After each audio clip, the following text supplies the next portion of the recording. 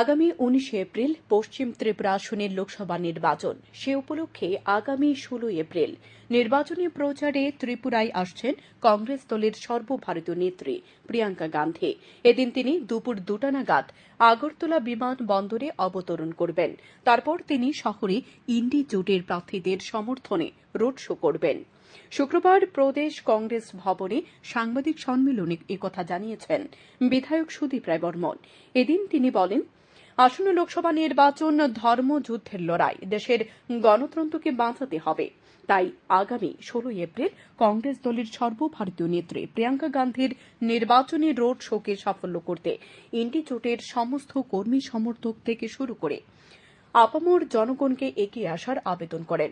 তাঁর দাবি, নির্বাচনী জনসভা করার জন্য গাড়ি পাচ্ছেন না, তাই সর্বভারতীয় নেত্রী প্রিয়াঙ্কা গান্ধী নির্বাচনী রোড শো করার সিদ্ধান্ত নেওয়া হয়েছে।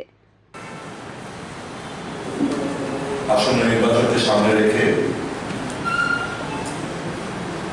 স্টার ক্যাম্পেইনের রূপে আমাদের এই রাজ্যে প্রচারে আসছেন আগামী 16 তারিখ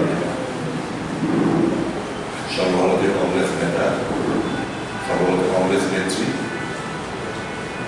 সাধারণ সম্পাদিকা প্রিয়াঙ্কা গান্ধী বাদ্রাজি। আগামী 16 তারিখ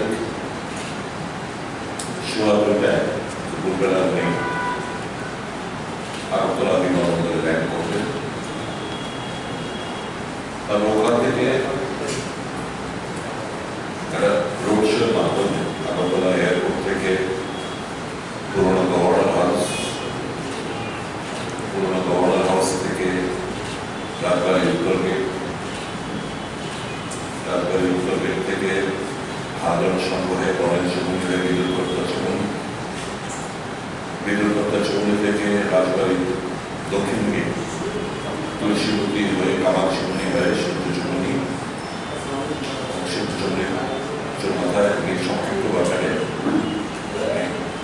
বক্তব্য রাখবেন। তারপর ওখান থেকে রোজগার মাধ্যমে পুষ্করেশ চৌমুনি হয়ে বক্তরা হয়ে দুর্গাচৌমুনি থেকে শেষ করবেন।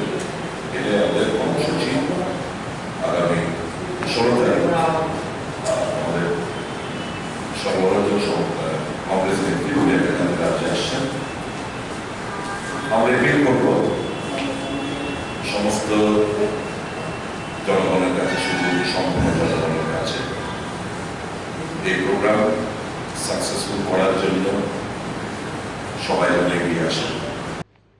Bureau report, daily Bharat.